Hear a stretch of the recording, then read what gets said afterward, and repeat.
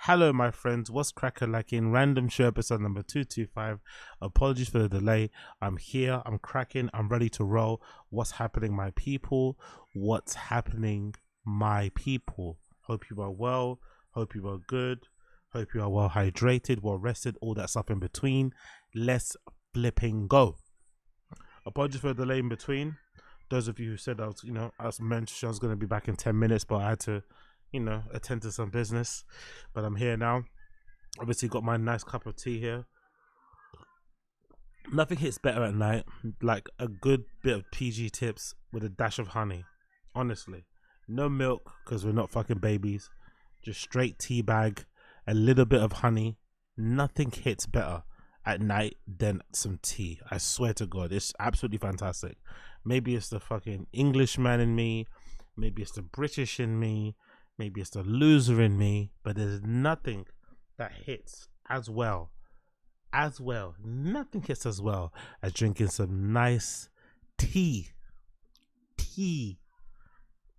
Late at night. I tell you that now.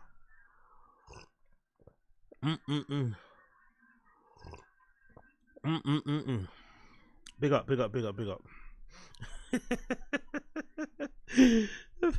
Koya. Big up, Koya. Have you tried some kit at night? Yeah, bro. Too much kit over the years, man. Too much. I still remember the first ever time I did kit. The first ever time I did it by accident. The first ever time I did it by accident. Well, I did it by accident, but my friend Nido did it on purpose. I think it's like a running joke, I think, with kit heads, because it's so horrible. They love to see the person's face when they first do it. So I think when somebody gave me a bump of kit, they told me it was Coke or something. Yeah, it must have been they told me it was Coke, and I thought it was. So they gave me a massive fat. I should have known by the. Some of you guys will know, especially if you have any friends that go out a lot. People are really tight with their drugs. No one gives you free anything.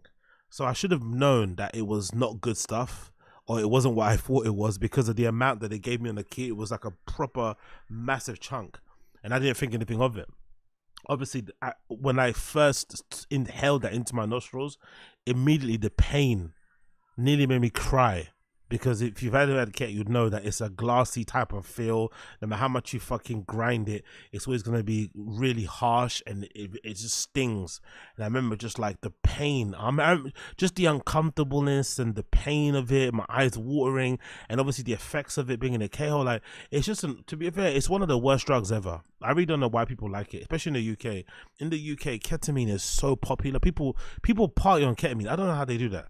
I understand if you want to do the odd bump here and there to kind of, give you a little bit of a, what's your thing called, a dissociative, hallucinogen vibe, cool. But I know guys and girls that do it every weekend to party. I don't know how they do it. I don't get it.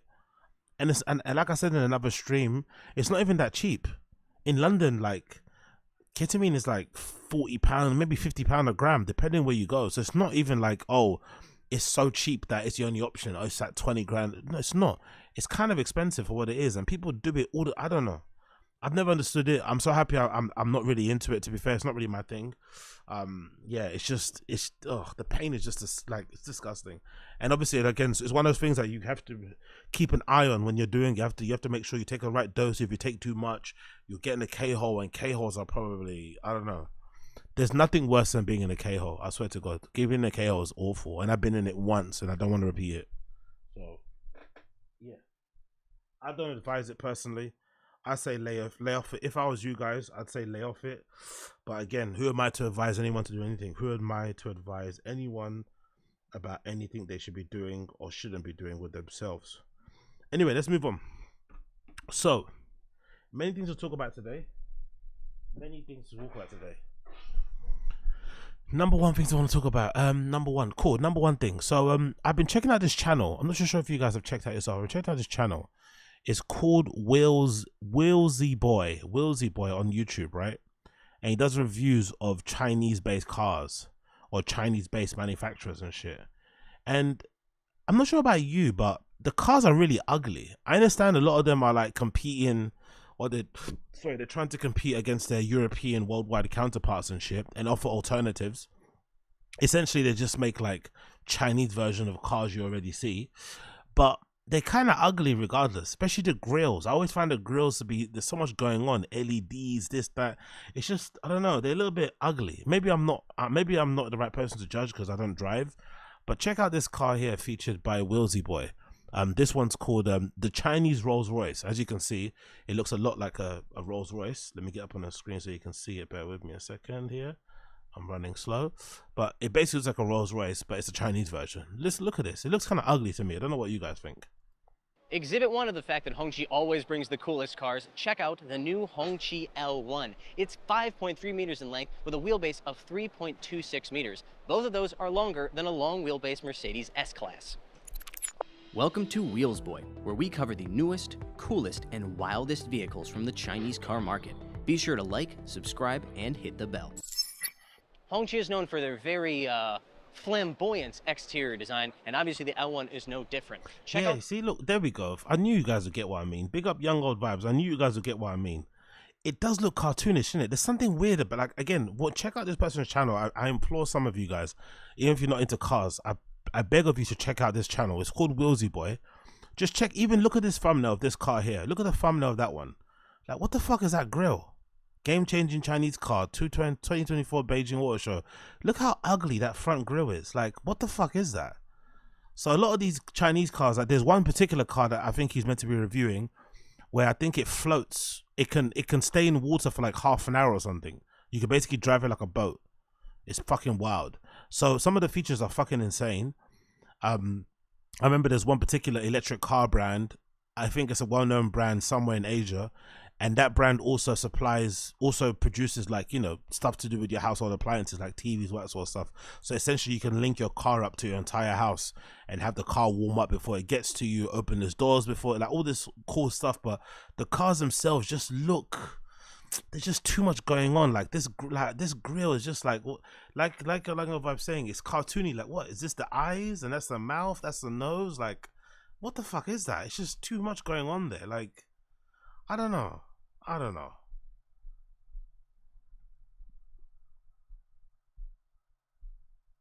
The size of this grille and the way that it juts forward from the headlights, a little bit of a Bentley Mulsanne look.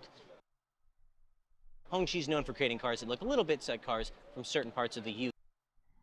We load a bit right here, a little bit. Okay, this one does have its own distinct design elements, however. Check out. It's actually quite a low bit right out this pattern over.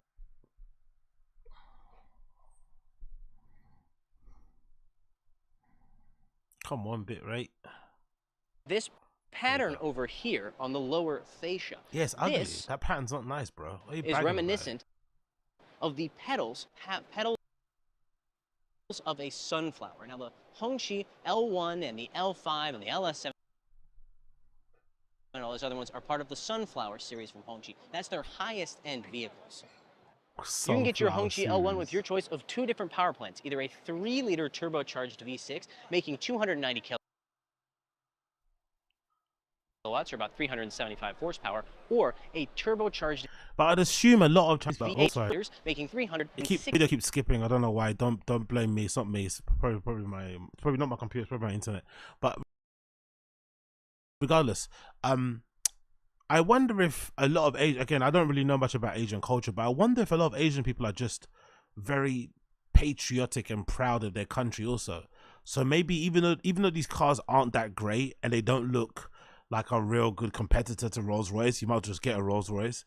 I wonder if some Chinese people are like, you know what, fuck that. I'm gonna buy a car from my country and support my country, you know, industry and whatever economy, as opposed to putting money into the European man's pockets. I don't think that's true, because I think Chinese people are a little bit like black people.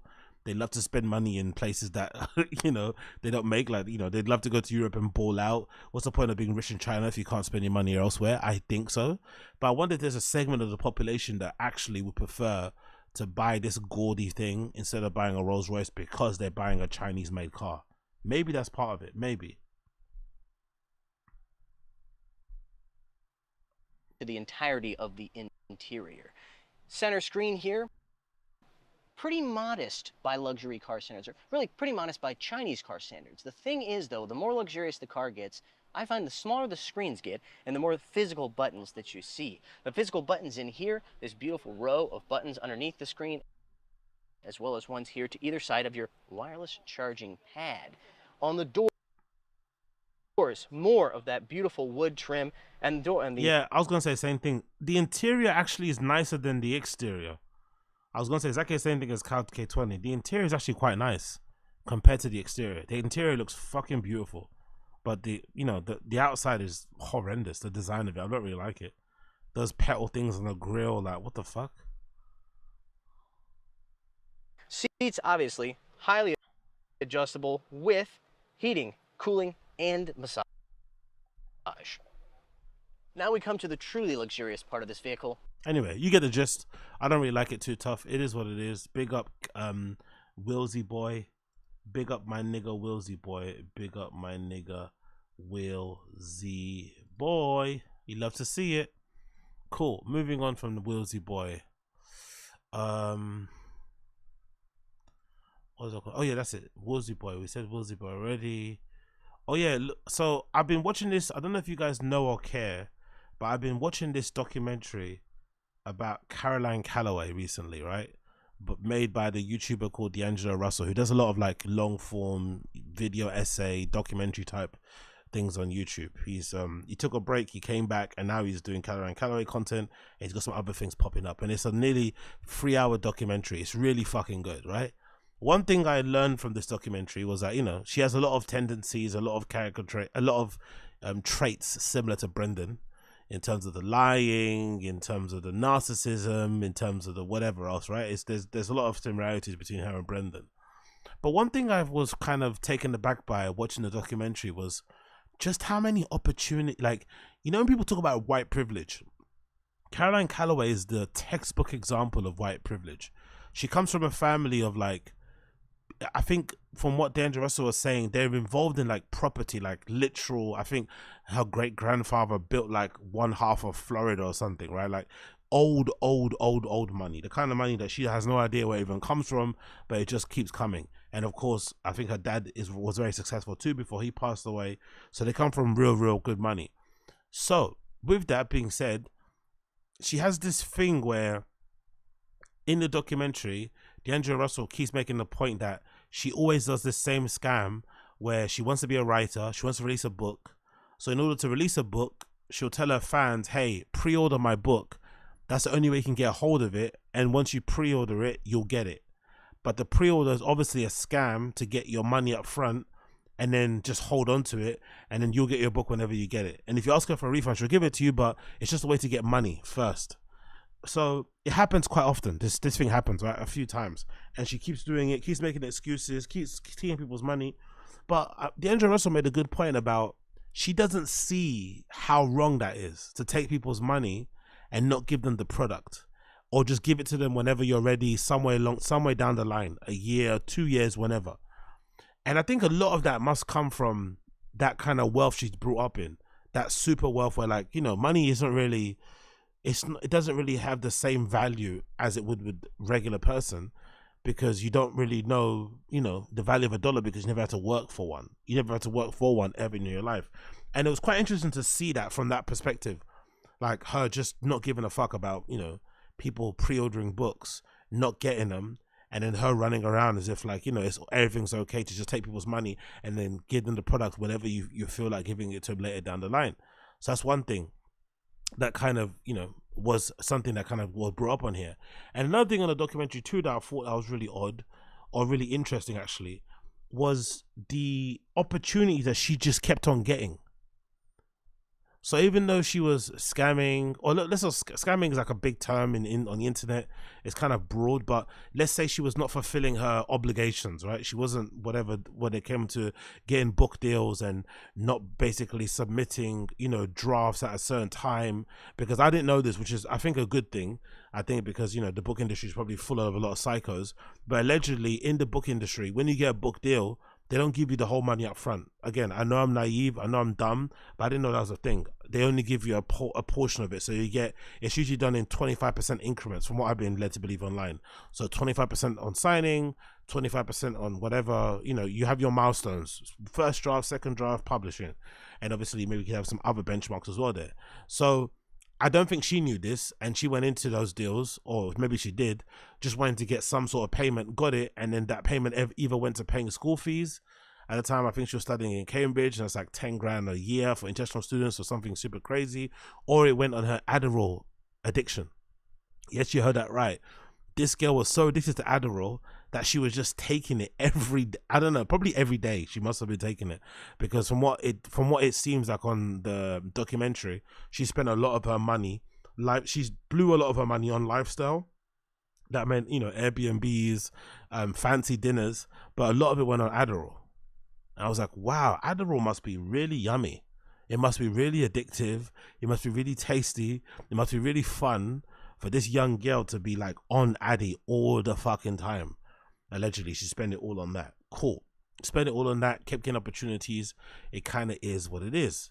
And then obviously at the end, the kind of, you know, the documentary basically ends with it just being, you know, it's a never-ending scam with her.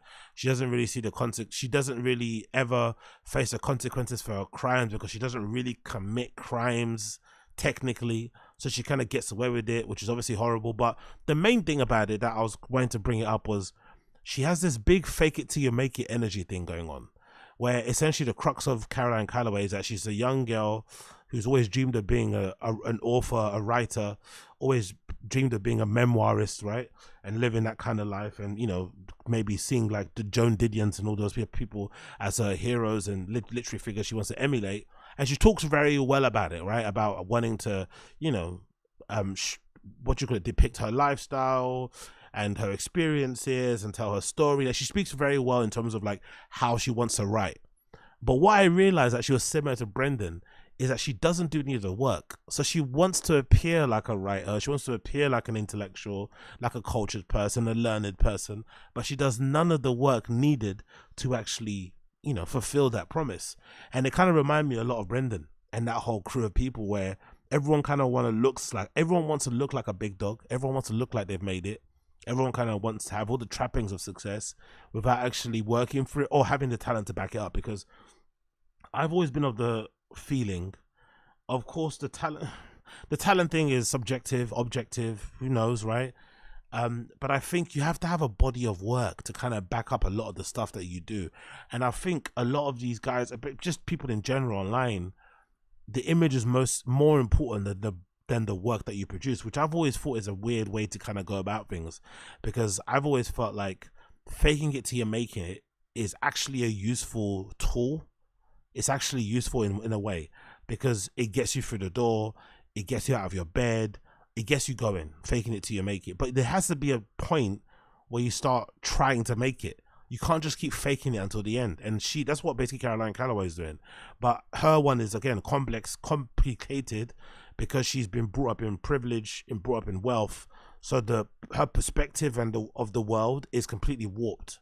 It doesn't really, you know, there's no talking sense into her, because there is no real like in reality, basically, there is no real consequences to her actions, because she's wealthy. She's never really ever gonna fail.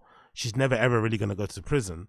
So it's kind of like, why not have fun with it, right? And this is basically what she's doing.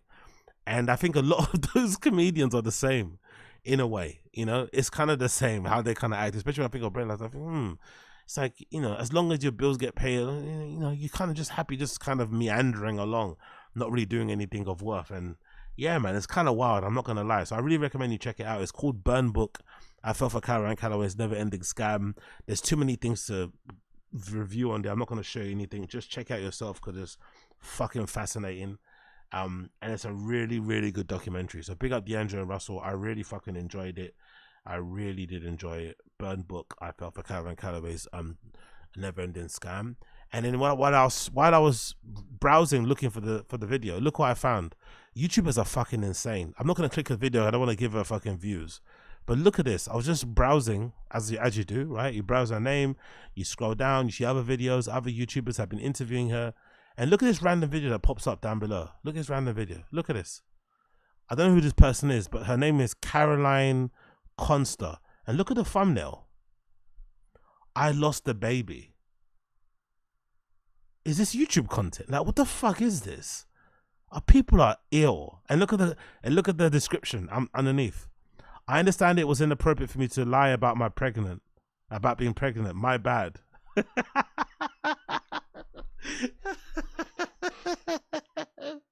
Oopsie. I lied about being pregnant. My bad, people. Like, what? What is wrong with YouTubers? Honestly, myself included, probably. What is wrong with these people? Caroline Constner. What the fuck is wrong with you? And look at the thumbnail too. It's got her face looking sad, and she's got like a fake tear, like a Photoshop tear on her face. Honestly, it's like, oops, my bad. I lied about being like. Anyway. Oh shit. Sorry there. I forgot. I saw Micah Mills. Thank you for the super chat, my friend. Apologies. I missed you there completely. Big up Micah Mills. Apologies. Actually, you know what? I fucked up. I didn't turn on the Streamlabs. Let me return on the Streamlabs. My apologies. I completely forgot to turn it back on again. But big up Micah Mills. Appreciate you. Thank you for the super chat, my friend. Big up Micah Mills. Appreciate you so much. Thank you for the super chat. Let me just quickly turn it on. Yeah, I can fix her. Big up Pity. Nah, man, you don't want crazy, man. You don't know what. I know that's like a myth people have. Oh yeah, crazy pussy. But I think it's more trouble than it's worth, honestly. For as good as that experience is sexually, I'm sure day to day being with somebody like that is not more trouble than what it's worth. No, thank you. And you never know. You may end up with, who was that girl? That really crazy girl. I think she was an OnlyFans model who killed her boyfriend. Like, you know, you could end up with one who just, you know, cuts up your clothes, and then you could end up one that actually cuts up your fucking body parts. So I'd rather not take that gamble. You know what I mean? It's not worth it. It's not worth it. I know some boys love that shit. They love playing with danger, girls included. They love playing with fire, but I'm not that guy. I like a cool life. And I also don't argue well. I'm not an arguer. I don't argue. I don't like fighting. Like, I'll just leave. You know what I mean? If you start arguing and start screaming at me, I'm just gonna go. I'll just ghost the family. You know what I mean? Like, I don't care how many kids I have, I'll just ghost the family. I'll just go out for milk and never come back. You know what I mean? I'm not into that. I'm not into all that rah arguing shit, man. No way. Not for me in the slightest. I'm not about that life. Just let me be in peace, and I'll leave you in peace. We'll love each other. Do you know what I mean? But there's no screaming and shouting, please. I'm not for those games. I'm not screaming and shouting. I'm not slamming, closing the door. I'm not screaming through walls. I'm not chasing people down the street. Like, nah. No, thank you. That is not my love language. Nada. Moving on. Oh yeah, let's do this one. Big up, congratulations to Andrew Schultz. Congratulations to Andrew Schultz. The coolest picks I've ever been a part of. Big up Andrew Schultz. Big up Andrew Schultz for being able to sell out Madison Square Garden. As you can see here, courtesy of his Instagram, dreams do come true. He's got some lovely pictures here, right? Big up Andrew Schultz. He says, my dream when I started comedy was to sell out MSG. It was a singular focus for 17 years. I thought about it every day. It's a definition of greatness for me. Muhammad Ali to Chris Rock, all of my heroes reached the top of the mountain top. I can't put into words just yet what it feels like to me to have done this twice this past weekend. Thank you so much to everyone who's made this happen. We posted stuff online here, and we posted stuff online, and here we are. This is simply the will of the people, and for that I'm eternally grateful. I'm also incredibly appreciative for your support. We try our best to make every show you see the greatest one you've ever witnessed. I don't think anything can top this for me. Everything else is an icing on the cake. I could retire today and feel like I've done everything I've ever wanted. Thank you so much for that. I love you. Also, my wife, I got to bring out our daughter on stage, and she didn't even flinch. Zero stage fright. Might be a problem. Also, the GOAT 50 Cent coming through Friday with G Unit. He got 50 Cent to perform. Wow. Okay, fair play, bro. Now big up Andrew Schultz, man.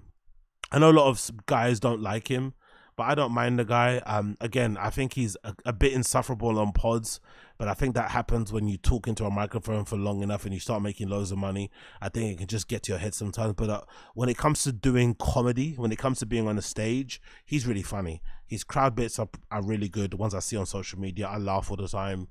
People tell me when they go see him live, I have comments sometimes on my videos. People always say they have a good time at his shows. They're always fun. And for me, the main thing that I like about Andrew Schultz, apart from, again, the personality on the pods can be annoying, but the thing that I love about him the most, personally for me, and I always would appreciate, is how he went out of his way to put his friends on.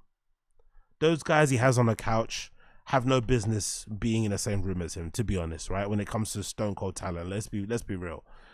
The fact that he goes out their way to push them and to have them on his show, sit them down on the couch together with him, goes a long way to show, you know, that he's a good dude. You know, he hasn't changed up on them, he hasn't fired people. And this is, again, coming from somebody like me who's a big fan, who used to be a big fan of the Joe Budden podcast, and I saw how Joe Budden did Rory and More So Dirty. The fact that Schultz is infinitely way more well-known and famous than Joe, probably makes more money than him, and still, you know, basically holds his hand out and helps his friend and lifts them up and puts them on his platform and shares the stage with them, it's fucking sick. I give the guy a lot of credit for that, because, you know, a lot of these comedians can be dickheads, especially to their friends, and the fact that he goes out of their way to help them, I'm sure because they're helping him as well in some way, shape or form, is still fucking admirable and is really, really good. So big up for him for doing that, because not everyone does that. And, you know, forget even Joe Budden, there's plenty of podcasts we've seen out there, I'm sure some of you guys know, you can name, of some that have fallen off, or the people break up because of money and fame and shit, and the fact that they're all still together, it goes to show that they're all fucking legends. I'm not gonna play the video, I don't want to get copyright struck, but look, he had 50 Cent.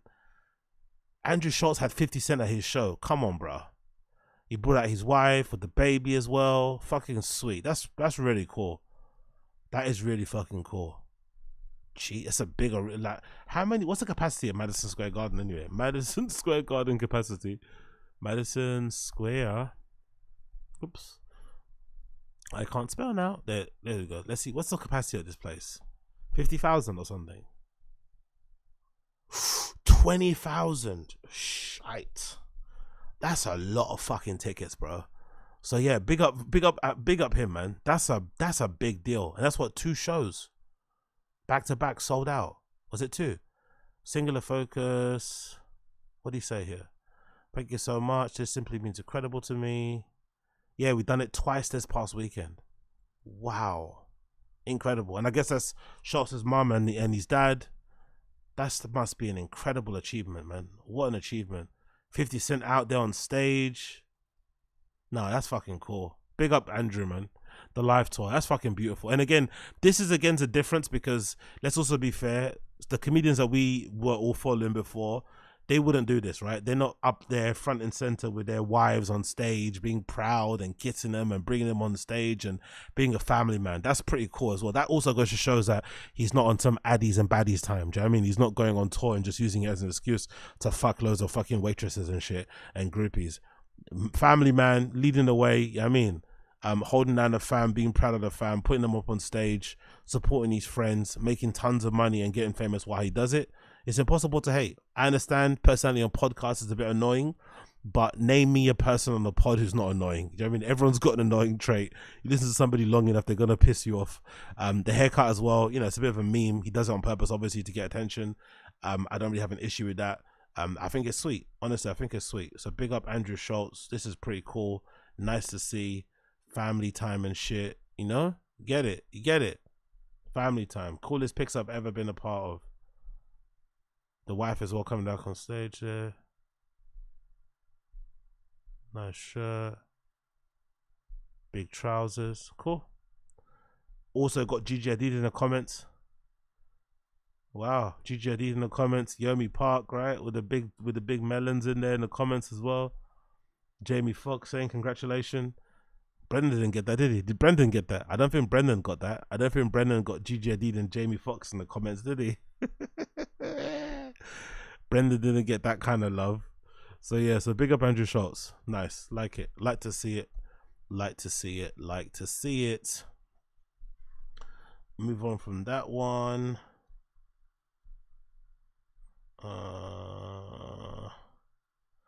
What? Warren, are you trying to get him on your show? No, like, honestly, so you guys are fucking awful. Like, you can't just say someone's got, like, you can't just be like, hey, even if Brendan had a picture that I could say some nice words without it being me trying to suck them off to get, like, I don't care about these people like that. I don't want to talk to them. I don't really give a fuck, to be honest. I like laugh at them from afar, but I'm not that interested. It's not that deep, man. I'm just gonna, you know, it's a nice, cute picture. It's objective. If you saw that on your timeline, you'd have to double tap. It's objectively, you have to. It's a cute baby. It's them to the little family starting. What's wrong with that? Doesn't mean I'm trying to suck him off to get him on the show or anything. It's not that. I'm not fucking Johnny Carson, Jeremy. I'm just some random guy talking shit on YouTube. It's not that deep, really. Come on, Warren. Come on. Let's cut him some slack. I know the guy's fucking insufferable and obnoxious and a little bit egoman. I get it, but let's just judge them all fairly. All comedians are annoying, yeah? At least he's funny, and at least he helps out his friends and seems to be a loyal and a good dude for the most part. I think that should be the bare minimum. Okay, cool. I had to turn up the black set.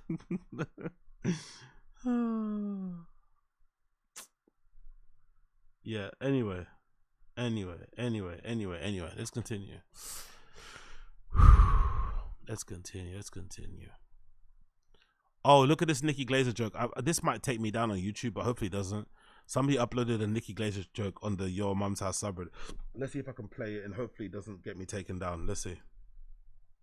Because she was awesome, by the way, in the Tom Brady roast. By the way, I've got part 1 already available on my Patreon.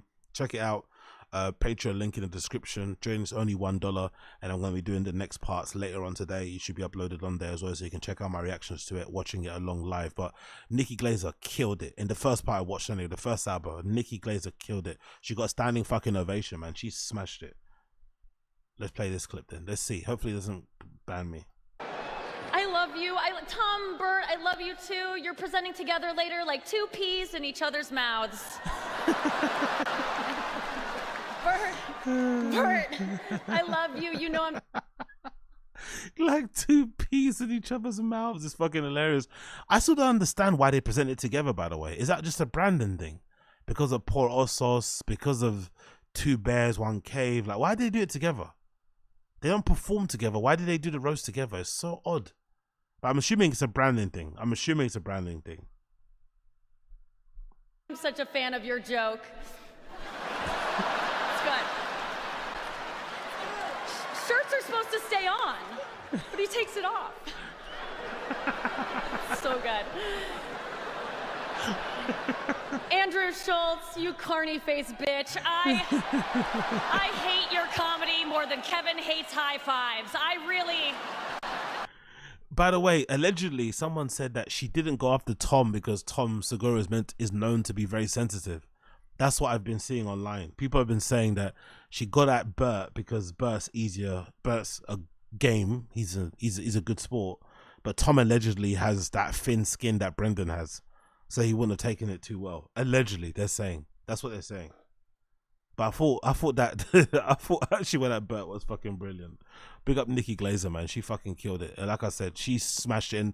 I'm not usually a big fan of Nikki Glazer, but she killed it. Absolutely killed it, man. Like, honestly, she fucking smashed it. Fucking smashed it. Let's continue. Let's do this old clip. You seen this old clip? Look at this old clip I found of Jason Ellis brings up a clip of Brendan crying over not making it in football, and it gets super awkward. Let's see this. This is an old video. This is, oh yeah, back when Brendan was wearing glasses and tried to be a hipster. Do you remember that era? Do you remember the era when Brendan wore glasses and tried to be a hipster? Absolutely hilarious. Look at this look. And it looks like they're glasses that he got from his wife or something. They don't even look like they're like his glasses. That's the issue as well. They look fucking awful. But let's play it. Okay. But we did that. Yeah. We got him on, and I don't know if you remember, it got real. you fucking cried. We made you cry. I didn't make you cry. Over You what? cried. Over football. Dude, we played some shit. And I didn't obviously know. I love how this basically lends credence to my suggestion that Brendan doesn't lie. He just doesn't remember what he said because he's got CTE and he's a bit redacted. That's my theory. Sometimes when he says stuff and he says he didn't say, or he just, he acts like he didn't say it before, whatever, or contradicts what he said previously, I don't think he's lying. I just think he's so redacted and he's so brain mushed that he doesn't remember what he said or what he's done. He just, he just exists every day. Every new day is a new day. What happened yesterday doesn't count. Know anything about it. I knew you tried to play football. I don't know, like American guy, football, big guy, makes sense. Didn't know you lived for it. Didn't know your dad cared about it. Didn't know. Yeah. We didn't know. We were just asking. And when you started talking about your friend that made it and God. you didn't. And I was in the stands watching his game. Listen. I got audio right now. All right, let's hear it. When you signed a contract with Arena Football, I'm not gonna lie. As much as Brennan's can be a dickhead, this is a bit odd. Why would you replay a clip of somebody being sad and emotional on your show to them? It seems a bit scummy, innit? I'm not gonna lie. He was emotional and sad about this story that he brought up. That was clearly a real story because he clearly got emotional about it. And he's always looking sad. Why would you bring it up to him again and play it? Like this is like torture. Why are they doing this to him? league. If you can remember where you were in your mind at that point, what did you think your life plan was from that moment forward? Because nobody thinks, oh, I'm just going to ride arena football off into glory. And it's always been a common theme with me. I've always, you are who you surround yourself with. My best friend, and still my best friend in Denver, Colorado, Joe Kloffenstein, was the first pick in the second round of the St. Louis Rams. We were training together. He's already choking up. Obviously, he made the team. I got cut from the Bills. The next thing you know, I'm signed with the Arena Football League. And I remember I was stressed because I was waiting to get the call. Yo, football's fucking brutal, isn't it? Like any other professional sports. You're playing alongside that Kloppenstein guy. You're in the same team. He gets signed for first round draft pick. You don't. You get dropped from the Bills or cut from the Bills practice squad. And then now you're playing arena football. It happens so quickly, isn't it? 1 minute you're standing next to Kloppenstein, next minute you're watching him in the crowd, and next minute you're playing arena football. Do. As quickly as you get signed, quickly you can get not signed. Brutal. I just wanted to be like, God, just tell me I'm a professional football player, man. That's all I want in life is that I didn't waste my entire fucking childhood trying to get somewhere. And I was playing, I was hitting golf balls, and the system. Look, why is that guy laughing? Look at that guy. He laughed. Yo, big up Asad. Appreciate you, brother. Alcohol and drug abuses will fry your brain. Add fighting and football. This guy's brain is beyond must choose CTE. That's such a good point. That is such a good point. All those years of getting banged on the head, and he played lacrosse first, right? I think the law is he was quite good. The law is he was better at lacrosse than he was at football, but because lacrosse isn't sexy, doesn't pay as well, he ditched it for football. So then he does football. So there's abuse there. Then you get into MMA or just fighting in general. Then you actually fight in the UFC, which is obviously, another challenge. Then you're fighting at heavyweight, and you have some of the most wildest knockout losses, unfortunately. Then you start podcasting, and then towards the mid-30s, early 40s, he suddenly becomes an alcoholic and a drug addict out of nowhere, which is very bizarre. So yeah, his brain must look like custard. But yeah, look at this guy smiling, and then when he sees himself on camera, he hides a smile. He's so evil. Balls, and the assistant coach from Utah Blaze called me. It was like, "You got it, man. You got into training camp. We'll send you the contract." And I remember hanging up and texting my brother, being like, your little brother's a professional. I'm getting fucking emotional. Your little brother's a professional football player. And I thought it was cool. Felt like a loser, though. You felt like a loser because it was arena football? Mm-hmm. Because think about it, my boy, my best friend, is first team All-American. Why did they do this to him? Honestly, Jason Ellis isn't a friend. Why would you do this to somebody? Why would you replay this to them? What an awful friend. Draft pick, and then I'm this fucking appetizer on the side. You know what I'm saying? We came up together. It's a tough pill to swallow. That's why man. you never. Next time I fucking interview on my radio show, I'll be sure to bring this up to see if I can get you crying on my fucking radio show. There you go. I'm gonna tweet that. Only Check you out my guys. first podcast. I make Brennan Chubb cry. I'm the new Oprah. Oh man. Yeah, man. Hearing that makes me realize, like, that's why you have what you have right now. Jason Ellis, bro. You are a horrible broadcaster or somebody. Like, what the fuck was that? If anything, that clip made me realize one thing. Brendan's always been trying to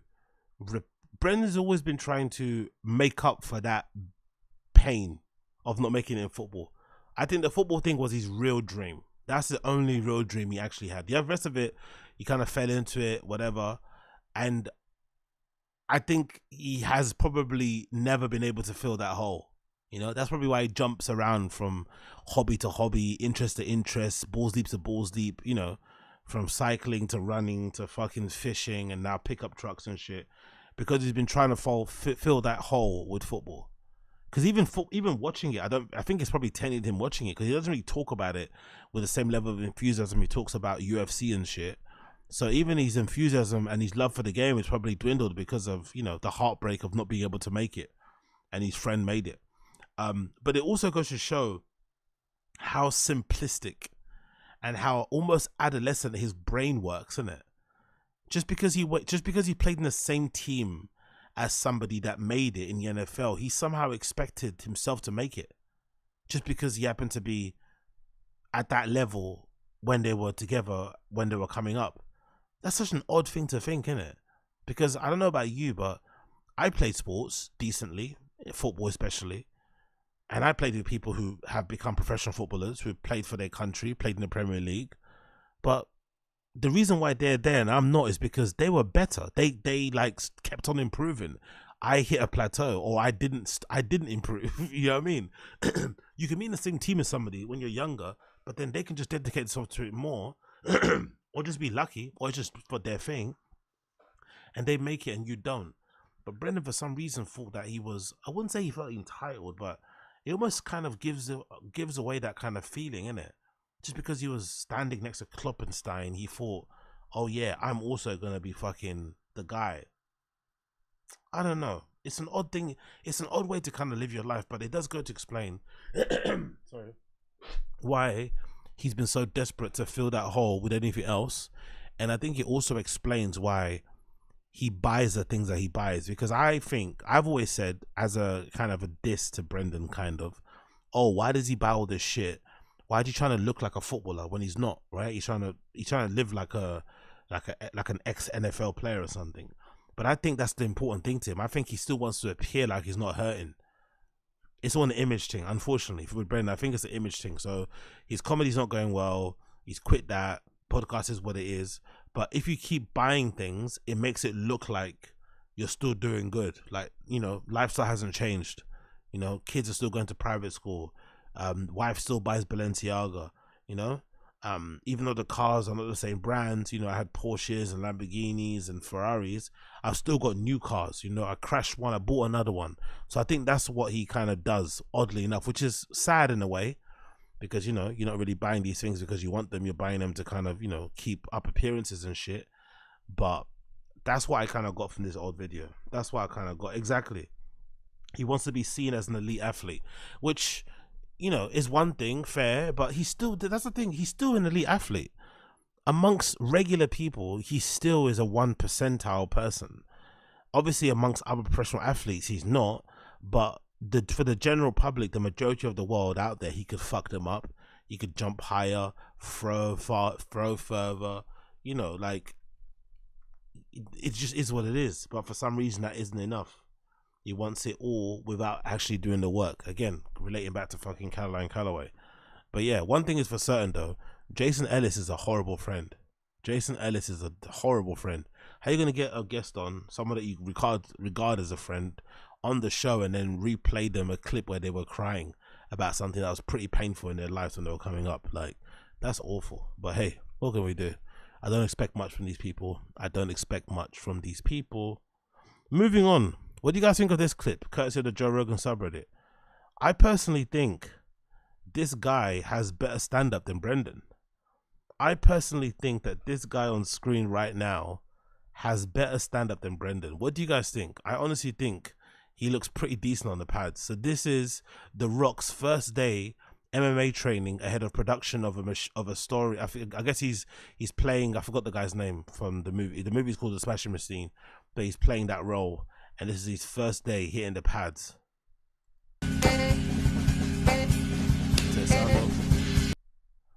What do you guys think? He looks pretty good in it. Look, some ground and pound there.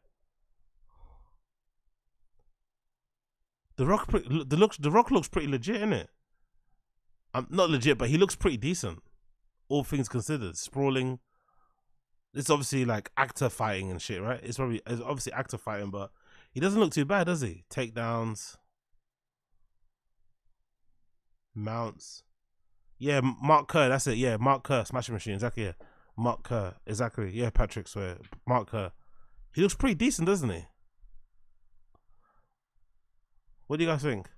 The pants are fucking wild, but he looks pretty decent. Some submissions here as well. Getting into the mount. Day one. What do you think? He actually looks pretty decent. He might look better than Brendan hitting the fucking pads and striking. Especially with the kick. The kick looked pretty legit. Not legit, but you know, it looked good. Decent. Yeah, he's supposed to look like Mark Kerr. Exactly, yep, that's it, yeah. That's why the movie's called Smashing Machine. He's meant to look like Mark Kerr. That's the movie he's doing. The Smashing Machine, Mark Kerr. Let's actually I'll Google it now. The Rock, the Smashing Machine.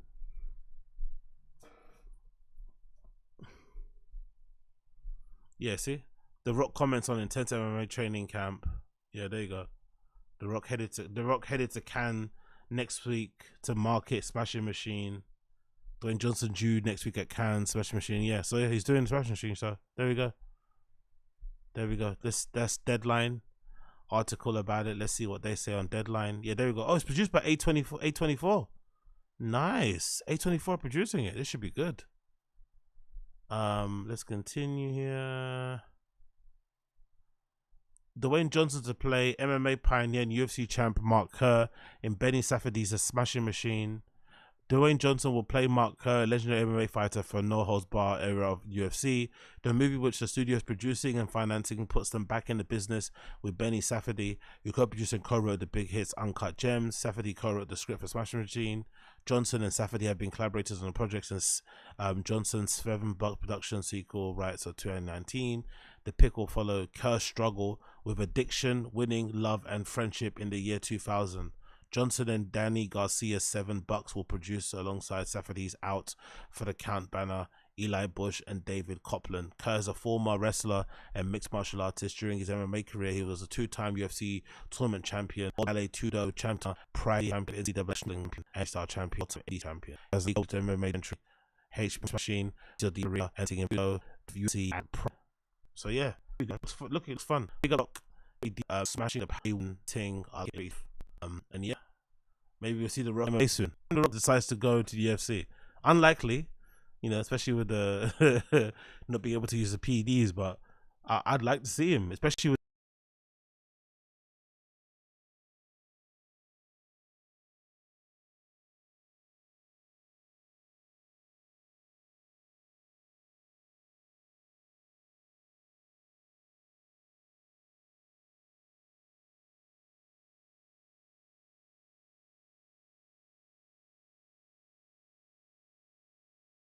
the UFC linking up with WWE anyway. That could be that could be a possibility. That could be a fucking possibility. The Rock fighting in the UFC. Imagine The Rock fighting in the UFC. He'd get fucking flatlined, didn't it? He would. You put him against Tom Aspinall and he would get flatlined. But yeah, big up The Rock. Big up The Rock. Rock.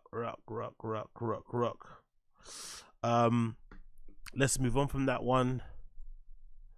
We did that. Let's do this clip. This clip features. Let's do this one. Yeah, let's do this one. What's this one? The Few, the Proud, and the Comedians. Oh, this is a clip from the roast, isn't it? I haven't seen this yet, so I don't want to play it. But yeah, let's do something else. Let's move to this one. Let's move to the clips that I've uploaded on my fucking thing. So I did the fucking excruciating job of watching Golden Hour, The Fire and the Kid, and a first half of Derek Poston on Joe Rogan, and I pulled some clips here so we can watch together. The first one features Eric Griffin complaining about the amount of porn that pops up on Instagram, and I want you to watch this so you can notice the confusion on Chris D'Elia's face while Eric's complaining about an issue that is pretty, you know, important, pretty prevalent, and would be annoying if you're a normal, well-adjusted human.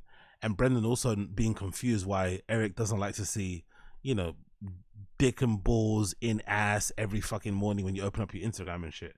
So let's watch this clip. This is fucking hilarious, actually. I actually think this is really, really funny. Fat dude. So now it's like all big fat dude. Like, doctor, you're a big fat dude. But there's so I found out the problem. But there's so much of like every, even to me now, but that's actually, it's great that that's not even in my algorithm anymore. Yeah. You know, But like World Star or no, just like because even now, even before regularly, if you see a girl in a bikini and you don't know her, and there's a link, she's got an OnlyFans. That's just Instagram now. People trying to make money, Daddy. It's crazy. What do you mean that's just Instagram now? Well, Instagram is like if you're not the search, but like your, what is that Popular thing called? page? Yeah, your Explore page. Yeah. If your Explore page is like you know, and it's some big titty chick with like hundreds of thousands and up followers. Yeah. They got an OnlyFans. Oh yeah. Obviously, the truth of the matter is, if you're getting all that shit on your discovery page, it's usually because you have liked some things like that in the past. They don't really populate your discovery page with random tits and ass unless you've been liking tits and ass. The annoying thing is, once you're over that phase and you don't want to see it anymore, it takes a while for your discovery page to repopulate. What I've noticed is that if you engage with the content that you like more, whether it's liking, saving, commenting, and just generally browsing around it, it usually does eventually over time, and be really disciplined to not click a picture of some lovely succulent boobies and bums, you know, covered in olive oil. Just make sure you keep your hand off of that, and it will reset your discovery. But it does take a while. But if you do find your discovery littered with, you know, XXX content, more than likely you probably have liked a bit of XXX content, and it's just giving you what you like, really.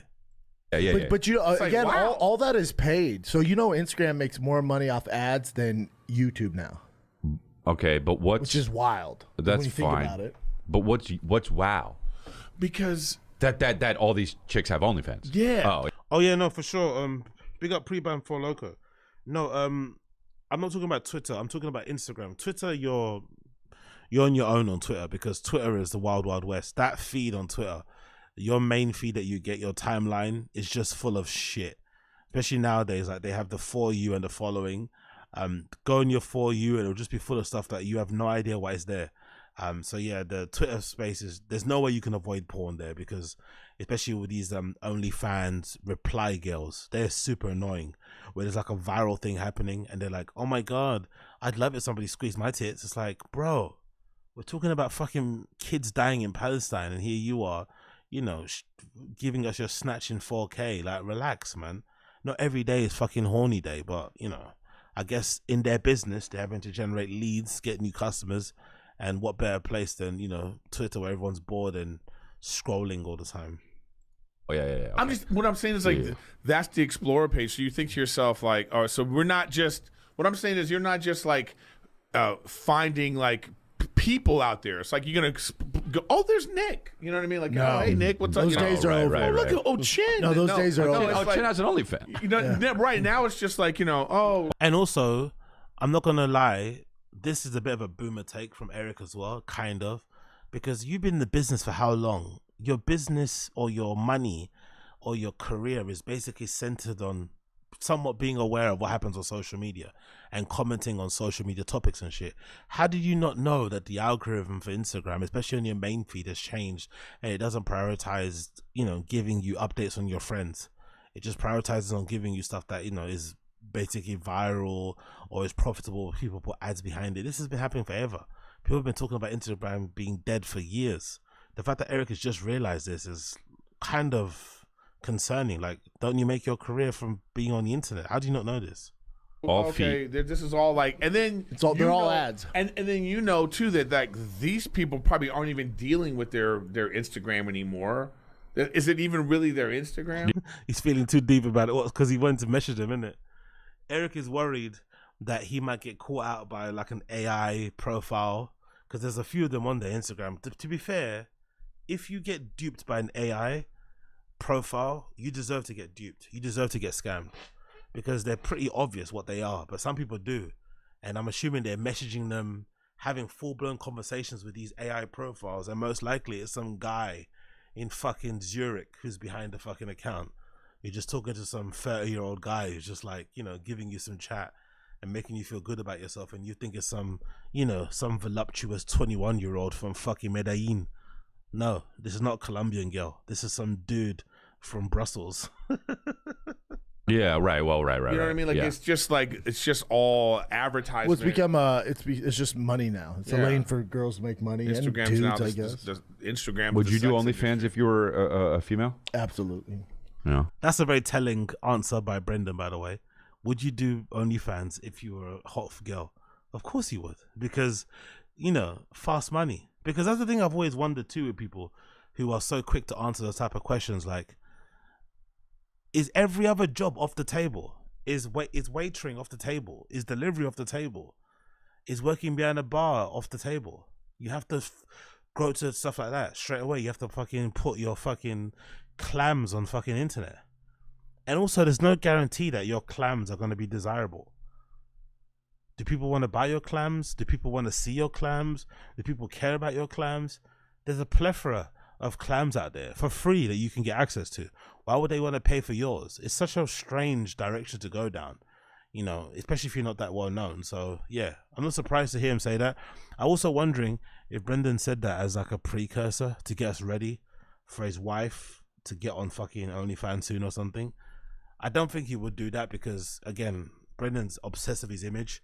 So I think there's a part of him that views OnlyFans like Cameo. Like, if he gets on Cameo, that means his career's over with. And if his wife has to get on OnlyFans, that means they're really struggling. So I don't think he would ever do that. He'd rather, like, you know, ask his dad for money, or probably ask Brendan's dad, or ask Brian's dad for money or something, or get money from Joe Rogan. He probably would try to get money from somewhere else, you know, sell all the cars, then ever let his wife do OnlyFans, because he wouldn't like how it made him look. Not about how it made her feel, about how it made him look. That's my theory. In this day and age, if I was like 19, 20, 21, and you're hot, I mean, I'm not saying, you know, put big dicks in your mouth, but you can I know you can do whatever you want on there. Make a few $1,000 a week. You can be tasteful. Like that's where I think Kat killed it back when she started, because I think that was also the perfect time to start an OnlyFans. When Kat started the OnlyFans, that was like when it was not really that well known. It was I wouldn't say underground, but there's probably wasn't a lot of competition on there as there is now. There's probably way too many people on there for you to really break through. And of course, she had the perfect catchment area, or the perfect catchment community, with the guys who watch, you know, The Fire and a Kid, especially the silent guys, because there's loads of them. There's loads of like silent T-Fat-K fans who don't engage with the content, who don't leave comments, who don't browse the Reddit. They just enjoy the show because it comes on every week and they just keep it moving. So all those guys probably all signed up to OnlyFans early on and are probably still there just out of habit or because they want to support. And she's done pretty well for herself. So I think it's a timing thing. If you get into those type of things early, it can be lucrative. But nowadays, like, you're probably better off getting into actual sex work than try an OnlyFans. There's probably less effort and it probably make you more money to begin with. You'd hope so. You can. $2,000 a month, yeah. Just showing your feet, you could easily make that money. Tasteful? I don't think they're being tasteful. Iggy Azalea's not. Yeah, big up Warren. Yeah, I've heard that. I've heard a lot of people don't make a lot of money on there, which I'm not surprised though, because it's the same like Patreon. Like, a lot of people don't make money on Patreon. All the top people do, but a lot of people that make Patreon just make, you know, I'll say peanuts, but like, you know, not enough to fucking retire on. But the allure of making the law is what gets everybody on there. But the reality is most people don't, because it's hard to just it's hard. Imagine how it's hard to get people to subscribe to an OnlyFans, to a Patreon. Even though it's providing you with entertaining even though it's providing you with entertaining content, especially from a creator that you already like and know. If that's hard, imagine, and girls that sell titties and shit are finding it hard. Like, it's just difficult. When most content out there is free, to get someone to part with their money is hard. But then I guess the beauty of a place like OnlyFans and people and things like Patreon is that once you do get somebody willing to spend their hard-earned money on you monthly, that means they're a fan of yours for life. They really love you. So maybe that also why explains why these OnlyFans girls are able to survive for so long, because it's not really a common thing for a mass of people to all unsubscribe. Do you know what I mean? Especially if you're still the same person. They're going to keep riding for you because, they feel closer to you now. Riding dick, though. Yeah, but that's different. She was famous before. Yeah, she's different. I'm talking the about Catch Me Outside girl was famous before. Oh yeah, she's from the ground. You start from the gutters up, dude. You gotta. I'd really like to know how much people make on OnlyFans. I really would like to know, like those kinds of people. It's such a range, bro. I know that. That's what I'm saying. Like those, the people who make the most. My financial guy, he helps out a couple, same, 2 or 3, and it's a lot of money. My financial guy's telling me to start an OnlyFans. Do they give? Of course they did. Imagine Chris's OnlyFans. That was. To be fair though, I think Chris unfortunately hasn't really accepted the reality of his situation. He probably still thinks deep down he's going to get back into Hollywood, but I don't think it's possible. I've seen recently there's a documentary out about Kevin Spacey, and I only bring him up to say Kevin Spacey is an immensely talented actor, top of his game, right? Really, really talented. And even he can't get back into Hollywood because of the allegations against his name. And they just keep, regurgitating the story about him being abusive. Now they've found some new victims. He can't seem to catch a break. So if they're not making exceptions for Kevin Spacey, I don't think they're ever going to make an exception for Chris D'Elia. So if he's smart, it's kind of a risky tactic, I know. But if he's smart, he should just double down on the diddler shit and just go full sex.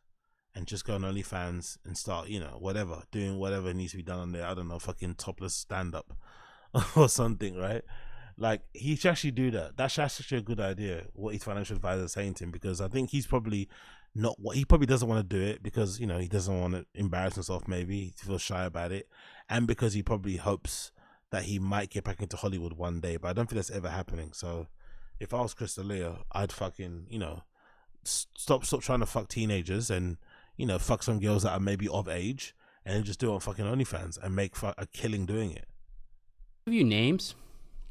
Like when they're, I'm always like, if I go to some accountant, like have them do their taxes, are they talking to? No, they can't. Recommended me? I think they're not supposed. They to sign NDAs too.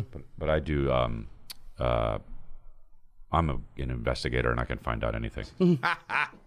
So stupid. Yeah. Have you ever been to Stagecoach? No.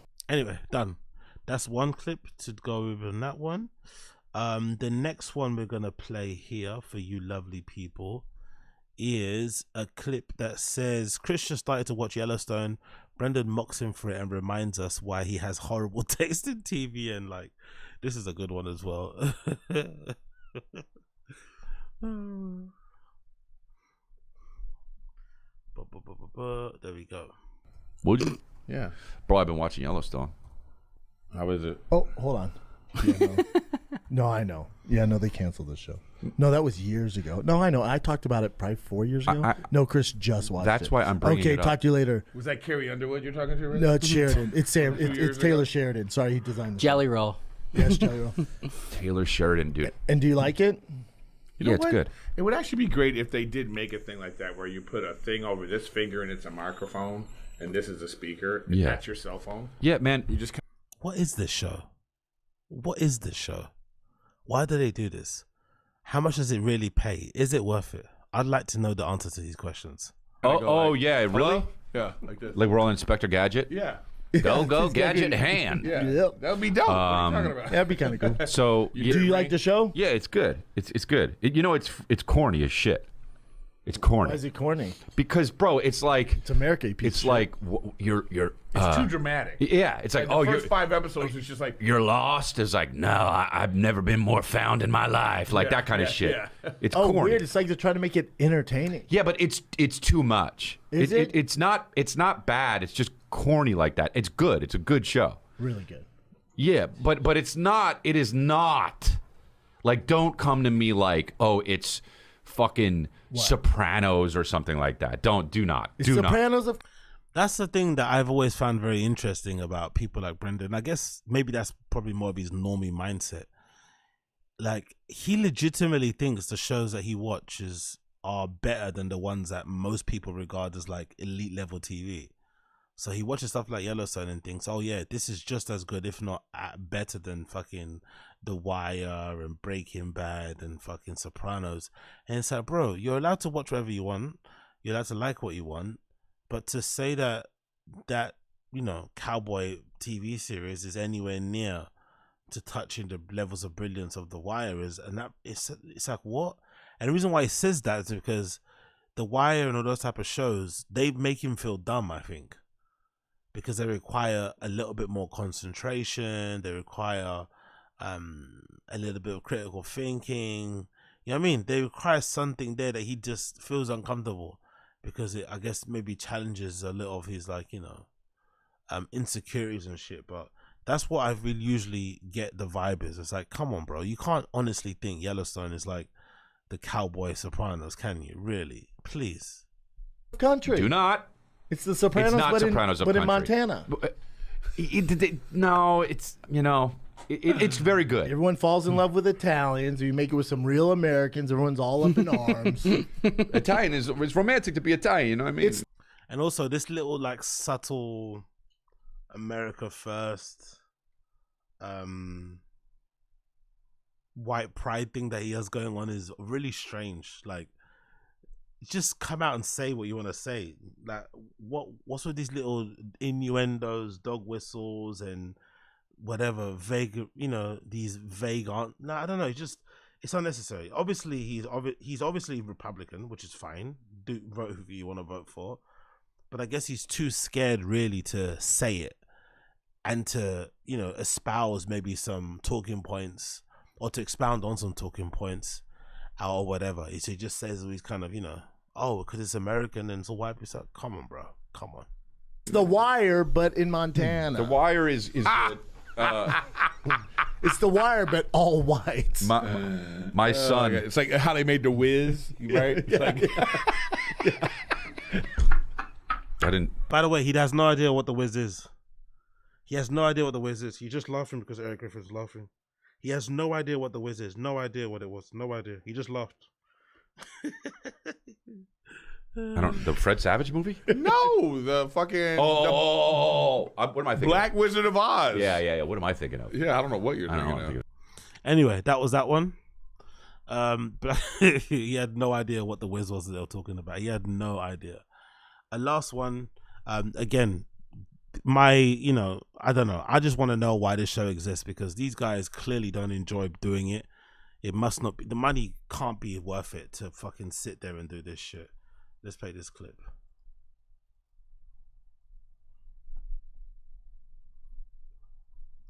What do you think of this? Look at this. Look at this riveting content. Look at Do this that like riveting- it's Game of Thrones. Yeah. Best What's his crossover. name? Rami Youssef was on SNL. He had a funny sketch about like What? a CSI show. The guys doing puns. It was really funny. Oh, right.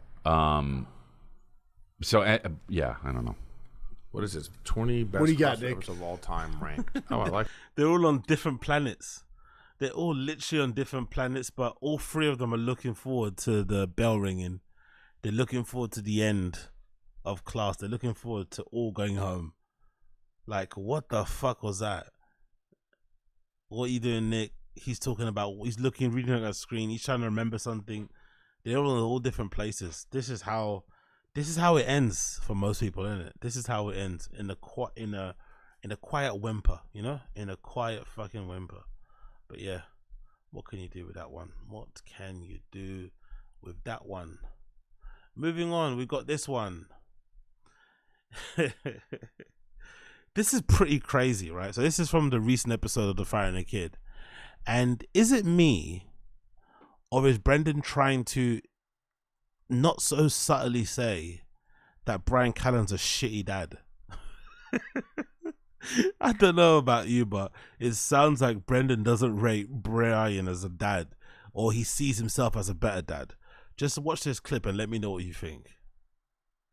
Not just, you know, a lot of hats, dude. Tell you where you can use that in Tacoma, Washington. Guys, if you live in the Pacific Northwest, you're always a little bit wet and you smell a little bit like the forest at all times. And that's just it was raining, because what are we in May? It was raining up there now? There was one day of sunshine, which is incredible. And then I was like, oh, the sun. They're like, yeah, the sun comes out this time of year. No, it doesn't. So basically, Brian's explaining that he went hunting recently. I think this past weekend he went on a hunt. Why? Who knows? But let's just continue. Not so fast. We're going to drizzle for the rest of the time. It's nice up there. I can live up there, though. No. I hung with Dave Smith. He was there. He was doing it. Love him. Love Dave. He's the best. Really great. No surprise they love Dave. Dave's one of the only vocal Brendan defenders on the East Coast, especially on Legion of Skanks. He goes out of his way to defend Brendan and speak well of him, or being different and try and pretend like he doesn't know why anyone doesn't like him. But the reason why he does that isn't genuine. It's because he loves Rogan more, and he knows how much Rogan rides for Brendan, even silently. So if you have beef with Brendan, you have beef with Rogan and you won't invite him on the show. Look what happened to Luis J. Gomez. Luis J. Gomez has had a long, ongoing, probably one-sided feud with Brendan. Joe obviously saw it and never invited Luis J. Gomez back onto Joe Rogan Experience by himself. But then the moment they patched it up, the moment Brendan went on Legion of Skanks, all of a sudden Luis J. Gomez is back on JRE. So Dave Smith doesn't really like Brendan. He just loves his relationship with Joe more, and he wants to keep that sweet. Great guy. Smart individual. Yeah, we had ourselves a little lunch and got to what was important. Smart guy. Super smart. Good guy, man. Good guy. Asked if we were coming to the Legion of Skanks thing again. I was like, well. Is it in Vegas? Yeah, I think it's in Vegas. I feel like we were just there. I do too. But maybe they book it this far out, because I think it's in October, right? I think that's when they do it October. Like that. I get it, though. It's such a big event. They have to plan hella early. Yeah, but October, Daddy will be probably somewhere in Europe. Jesus hunting. Christ. That's what I Hunting do. in Europe. You know what I'm saying? Yeah. I have somewhere else to be, and I can't remember where it is. There are a couple things. You know, you make plans where you're like, if somebody goes, you got to come out in October, but it's long far away, and you go, I'll definitely be there. People know better than. Basically, that's only conversations you have if you have money. You can tell Brian's grew up rich, because regular people don't just bump into somebody that's like, you should come with us to Europe, and we'll buy your ticket or we'll pay for your accommodation. Normal people don't have those type of people in their network to speak to. But Brian does, because, you know, his dad allegedly was in the CIA, allegedly, you know, worked in the banking sector and stuff, has connections. I'm sure he's been in certain rooms in certain places that's affording those type of luxuries. So I find that hilarious, right? I find that hilarious. With me. You don't do it. You're not going anywhere, ever. Go where? To do what? Yeah. You're going to Europe to do what? Eat great food and hunt. Because we don't have that here. Well, by the way, I hate that thinking. I think that's why I stopped watching Doug Morrow. I'm not sure if you guys know the car reviewer Doug Morrow, one of the most popular ones on here, the one that always puts his hands out like that. One time he was doing like a live thing, I think during the pandemic, and he's doing like a Q&A, and somebody asked him a question about coming to Europe and doing, you know, car reviews of cars that he can't get over there, blah, blah, blah. And he was so flippant, like, no, I don't need to go anywhere. I can just do it all here. There's enough car, you know, manufacturers and garages and independent fucking, you know, collectors, and I could always ship something over. It's like, what? It's like, yeah, there's no need to go anywhere else. Why would I go? I can just do, you know, all the roads are the, I think he said something like, all the roads are the same, you know, cars are cars. I can just drive them here. It's such a weird, I don't know, purposefully ignorant type of thing to say. And since then, it's never really sat well with me, Doug Morrow. And again, this is a very silent, one-sided beef. But I've never been a fan of Doug Morrow ever since he said he doesn't need to come to Europe. It sounds insane, I know. But that's the truth. Well, what about Hawaii, dude? Hit the waves. Hawaii's not too bad. Only 5 hours. But you don't want to do it without your kids, though. No, I'm not going anywhere. No. Right? No. That's what you want. I don't get how you have fun without Like you want it right. I don't get it. Right. I don't get it. Exactly. You see? The little jabs there. I don't get it. And they're looking at each other. Brendan's kind of jabbing him. I don't get it. Like, it is a valid question though, isn't it? Brian's like a new dad, even though he looks like a crypt keeper. He's just had 2 kids who are both under 5, I think. Yo, big up. Oz top 3 dream cars? I want to hear it. Top 3 dream cars.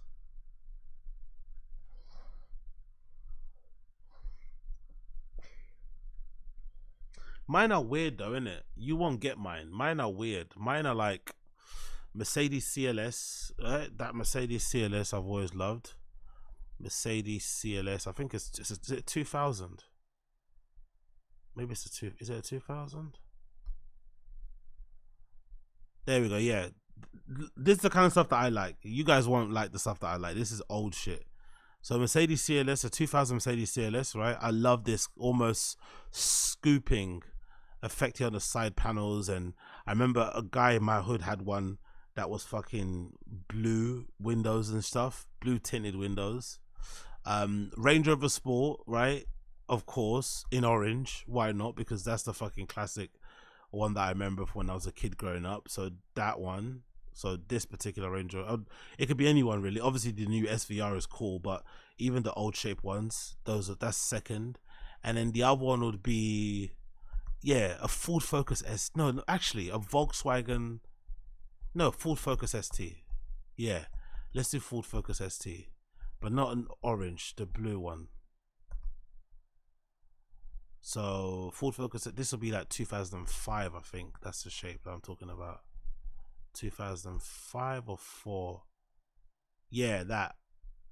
So these are the kind of cars that I'm into, you know. This is like some proper English person shit, you know. This is some proper English. So when you say top 3 cars, that's me. That's my top 3 cars. Or a Volkswagen Golf GTI from like 2000 as well, right? Volkswagen Golf GTI. And that's 2004 too, or 2005. Yeah, shit like this. You know what I mean? This is me, like that one here, that one down below here. There, like this. That's me. That's a bit of me right there.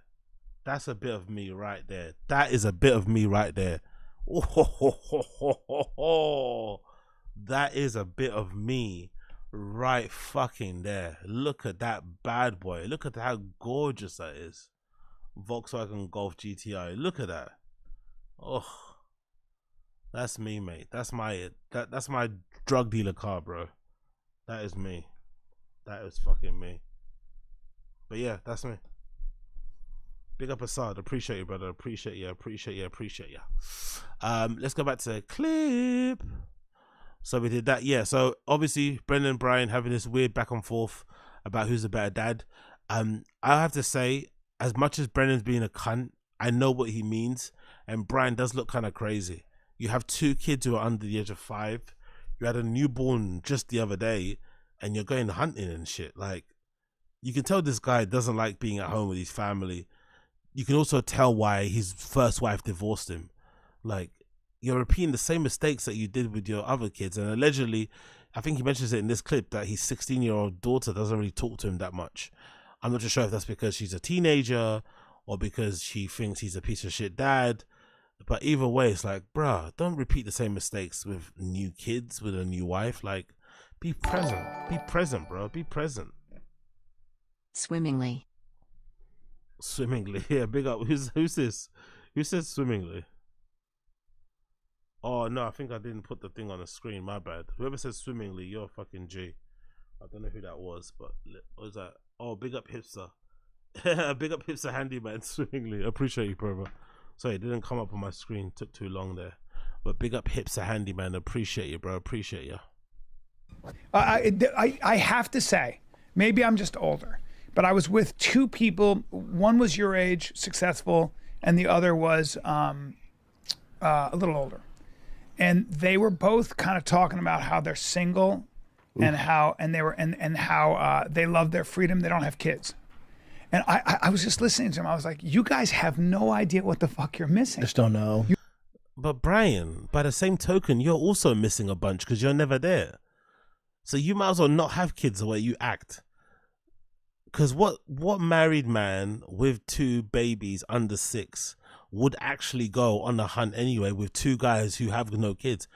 Those 2 guys who have no kids makes all the sense in the world why they're hunting for so long and why they're doing it back to back, right? Did it first wherever they are now in home soil, then they're obviously going somewhere in Europe to go and hunt. Only somebody that has a family could do that. Golf goatee is you. Small face, big body. Yeah, exactly, yeah. Small face, big body. Oh, that's so rude, but so accurate. That's so rude and so mean, but so fucking accurate. Big up Asad, you're a fucking legend. Small face, big body. Nigga trying to say I look like a Golf GTI. I look like one. That's actually funny. You know, people look like their pets. I'll end up looking like my car. Like you end up looking like a. Oh, big up Asad. You're honestly, you are too much. Anyway, let's play the clip. You don't know how much fun it is. Like, How would they though? Anything How else. would they? You don't until you have. Hey, yo, until big up you're, Uche. Big up Uche in the chat as well. Wagwan Uche. Hope you're well, my dear. You're doing silly shit like. Yeah, but chasing Daddy's your still kid. going on that Europe vacation. Like, Well- there's not a like you. It's not. Exactly. Yeah. It's not happening. Yeah. That's different. Yeah, Ain't I'm happening. going. Yeah. I'm going. Yeah. Well, I mean, I See, exactly. I think they're both realizing the difference between each other. And to be fair, I think I'll take. I think it's shitty to, like, you know, dunk on your friend and make him look like a bad dad on the podcast. But let's also be fair. You know, Brian's wife divorced him for a reason. He's got all the money, you know, to sustain a lifestyle where he's a average comedian and still lives pretty well. So it's not like she left him because he didn't have any money, but he clearly wasn't a good partner or it's a good support system in that respect. So, boom. And unfortunately, it seems like he's repeating the same mistakes he did in his first marriage. This nigga's going off to a fucking hunt in Europe. Why? Go look after your babies, bro. Like, I'm sure your wife would love the help. take 4 days a year and go do something like that. But overall, you know, it's hard, man, to get away, be away from the babies. He just says these stuff to appear like a good guy as well, by the way. They all have this thing. They all do it.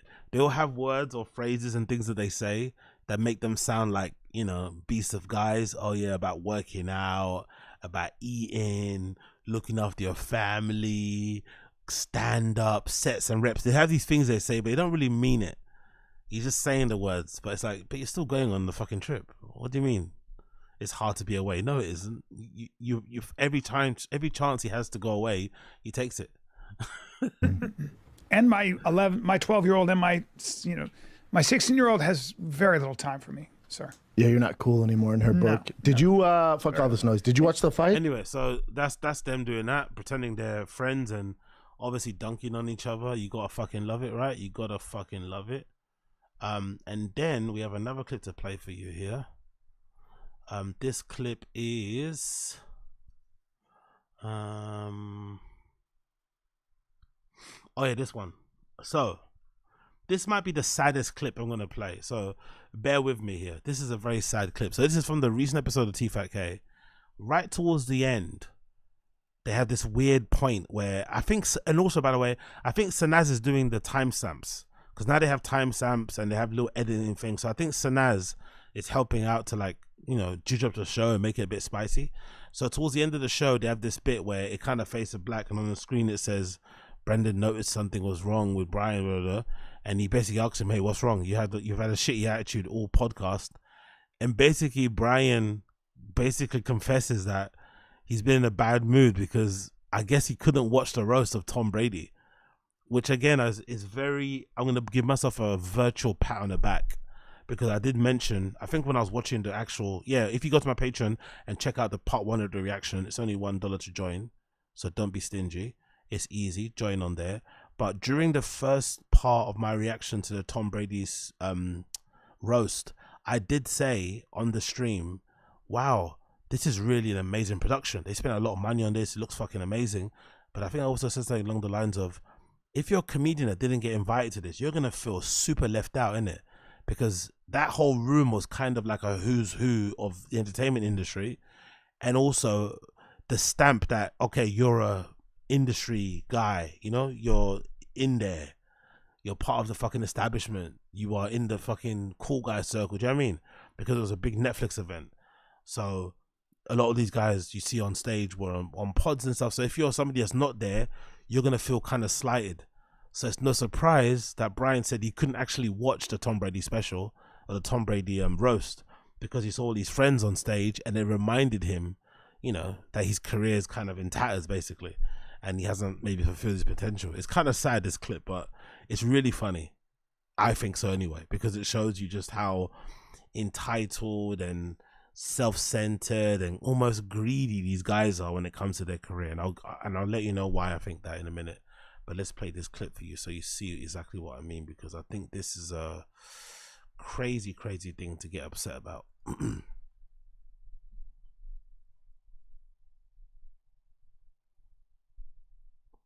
The Patrick Bet David show, May 24th.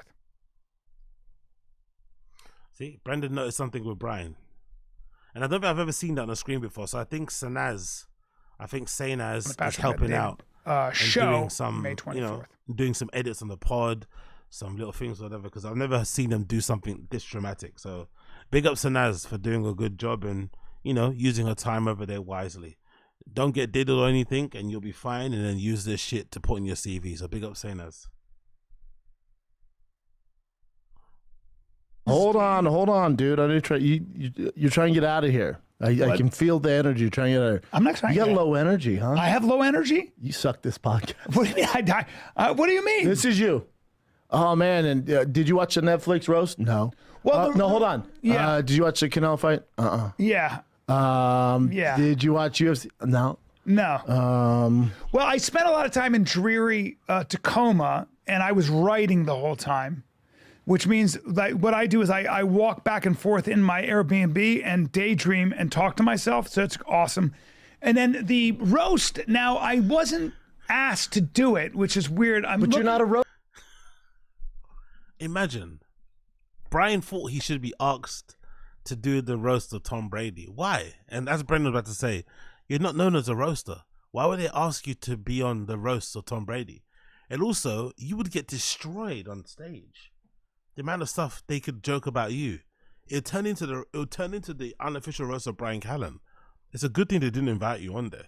It'd be embarrassing for you, your family, everybody. Roaster. Not a roaster. I am looking at all my friends who seem to have blown up since COVID. And sometimes, on the roast, you're saying? Yeah, sometimes it's a little difficult for me to watch how outside the mix I am after my entire life of dedication to a craft and to my business. Well, I'm not in Hollywood. Do you know how insane that is that he sees himself that way? Because it could be argued that Brian's never been on the inside. He's always been on the outside.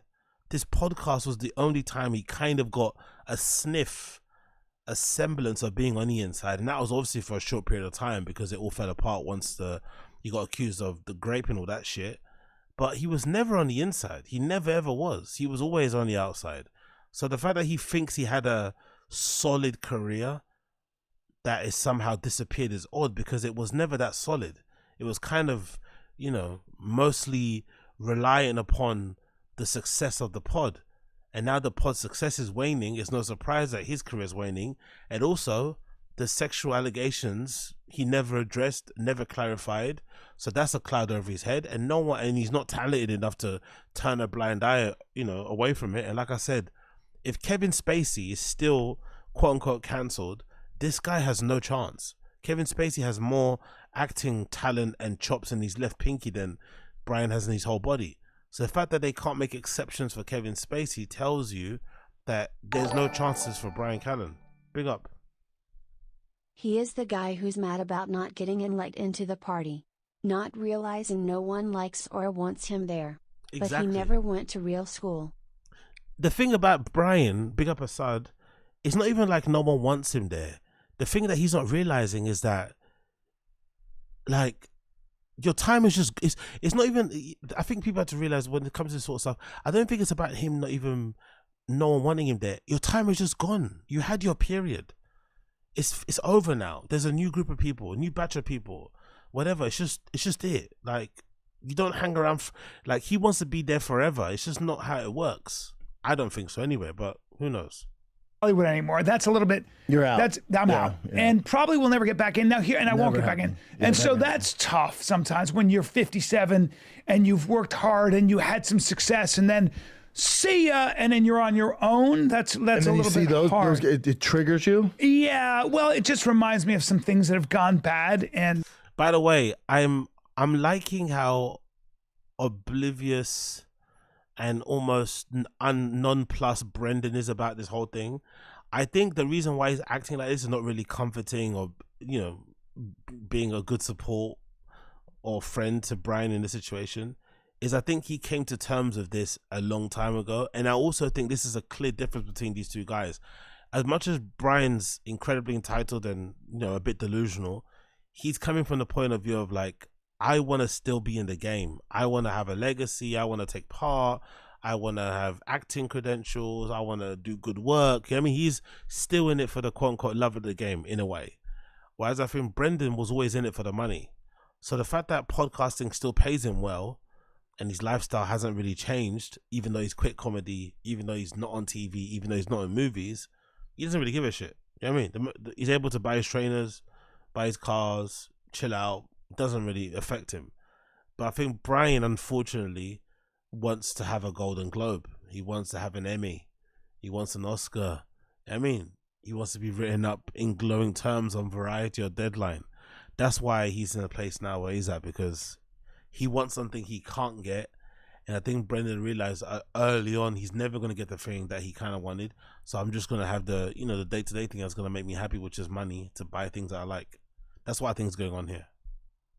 So would you? It makes me blood red angry. So when not for their success, but no, of course not. For the world that, you know. And but I will say this. Let me just be positive. Hey, let's get positive. Nope, fake positivity. You gotta lose. This is fake. But when you lose everything and you build it back, then you're probably a fully realized human being. And that. But you didn't lose everything and build it back. There was nothing really to lose. Like, I don't know if this is my bad remembrance of the situation, but if we're being charitable to Brian, if you remember your T-Fat K Law, the whole reason why people were freaking out when he did get was it Schooled, or I forgot what the show was that he was on before he got the show about his own character, or like focus more on him. When he got that show, people were freaking out because the running gag on The Fighter and the Kid was that Brian would always go to auditions and never get them. He'd always take acting. He'd always go for acting roles and never get them. Acting gigs for TV shows, never get them. And I think the running gag was that he was never really that into stand-up. He just was good at it by default, you know, because he's naturally has a proclivity for it. But he always wanted to be more of an actor than he wanted to be a stand-up. It's that the acting thing didn't work out. He then does stand-up. Then obviously he discovers or bumps into Brendan, and then they do a podcast and that blows up. I think what happened was that when the podcast was blowing up, because it was one of the ones that had all the best guests on it and shit back in the day, The Fighter and the Kid, that's what helped him to get the jobs. That's what I think he's not realizing. It's not that he was good at acting or he suddenly crushed it. No, the success of the pods helped him to get in the Joker, be in that. Obviously he's friends with the director anyway, but other TV stuff, that's how it came about. It didn't come about because he was working hard and he was super talented. I don't think that's the case. So the moment he got cancelled, unfortunately, he didn't have enough credit in the bank to then come back again. Do you know what I mean? That's the issue. He didn't really have a career before he got cancelled. That's what I'm basically trying to say. It was almost like a fledgling one, but it didn't get a chance to actualize because by that time, you know, the allegations were out and he was out. That's what I think happened. That's part of what a lot of successful people do, and that's what they tell themselves before they blow their fucking brains out. No. Exactly, Z. Exactly, Z. I've said this before, but the podcast thing is the worst thing about Brian, particular. Because if I remember correctly, he started podcasting around the same time as Joe Rogan, you know. Brian Callen's on those early episodes of Rogan, where he's in a room with the 4 cameras on fucking Justin.tv. Like, he's an OG, and he was around during that time. 10-minute podcast, his own podcast, but he never stuck with it. He was never consistent. He never followed through. He'd start one, drop one, start one. I'm not too sure if he's still doing the fucking Bookless Book Club. Remember that nonsense he was trying to push? So I think a lot of it is his fault, really. You know, that he's now having to do this full time, sitting down with Brendan, being kind of like his boss, manager, brother type of thing. You know, he should be kind of like as I said, he should be kind of ashamed. Oh, no, Sanaz is all upset. No, listen, I'm fine. Look at me. I'm taking my ball and I'm going home. I don't have my ball. I'm just going to go home. You're just going to go home. There's no ball. You guys playing?